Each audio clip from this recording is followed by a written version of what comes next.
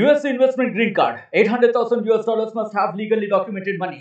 Exit period after 3 years. Shuda LP 6302946180. KCR గారు justice Narasimha Reddy గారికి 12 పేజీల లేఖ ఏదైతే రాసినారో నేను మొదటిసారి కేసీఆర్ గారికి భయం పుచ్చుకుంది.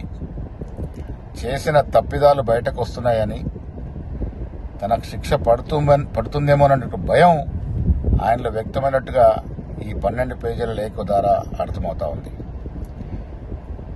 విద్యుత్ కొనుగోలులో నిజంగా కూడా కేసీఆర్ ప్రమేయం లేకుంటే ఈ 12 పేజీల లేఖ అయితే జస్టిస్ నరసింహారెడ్డి గారికి రాసినారో అదే 12 పేజీల లేఖ రాసి మీ తప్పిదం లేదు దీంట్లో నిరూపించుకునే ప్రయత్నం ఎందుకు చేయట్లేదు? మీరు మీ తప్పిదం లేదు అని నిరూపించుకునే ప్రయత్నం చేయకుండా మళ్ళీ సెంటిమెంట్ని రాజేసి మీరు తెలంగాణ వాళ్ళ మీద ఎలా ఎంక్వైరీ చేస్తారని, విచారణ చేస్తారని భయపెట్టే ప్రయత్నం కేసీఆర్ చేస్తున్నట్టు కనబడతా ఉంది. తెలంగాణ వారైనా ఆంధ్ర వారైనా తెలంగాణ సొమ్ము దుర్వినియోగం అయితే తప్పకుండా చర్యలు ఉండాల్సిందేది ప్రజలు కోరుకుంటున్న విషయం. విద్యుత్ కొనుగోలులో భారీగా ముడుపులు చేతులు మారినాయి. ఇదొక పెద్ద కుంభకోణం మొదటి నుంచి కూడా కాంగ్రెస్ పార్టీ చెప్తూ వస్తూ ఉన్నది.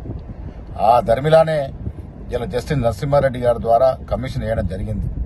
ఎవరెవరైనా దోషులకి నోటీసులు ఇచ్చినారో వారంతా కూడా కమిషన్ దగ్గరికి వచ్చి నిజంగా మీరు తప్పు చేయకుండా ఉండుంటే, మీ ప్రమేయం లేకుండా ఉండుంటే మీరు అవి దులుపుకోవాల్సింది పోయి రివర్స్గా లెటర్లు రాస్తూ భయపెట్టే ప్రయత్నం ఏదో చేస్తూ ఉన్నారో దానివల్ల కేసీఆర్ చేసినటువంటి తప్పిదం ఆయనకు భయం పుట్టుకుందనేటువంటి మాట స్పష్టమవుతా ఉంది. ఇప్పటికైనా ఈ జరిగిన యావత్ కుంభకోణంలో వాస్తవాలు తెలియాల్సిన అవసరం ఉంది ప్రజలకి. ప్రజలు కూడా కాంగ్రెస్ ప్రభుత్వాన్ని, రేవంత్ రెడ్డికి అదే కోరుతా ఉన్నారు.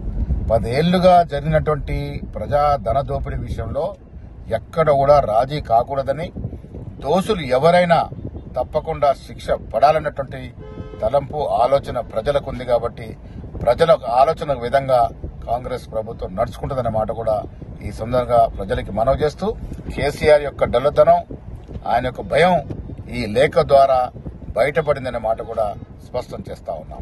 మరిన్ని వీడియోస్ కోసం ఛానల్ ని సబ్స్క్రైబ్ చేయండి. లేటెస్ట్ అప్డేట్స్ కోసం వాట్సాప్ ఛానల్ ని ఫాలో చేయండి. అండ్ లింక్ డిస్క్రిప్షన్ లో ఉంది.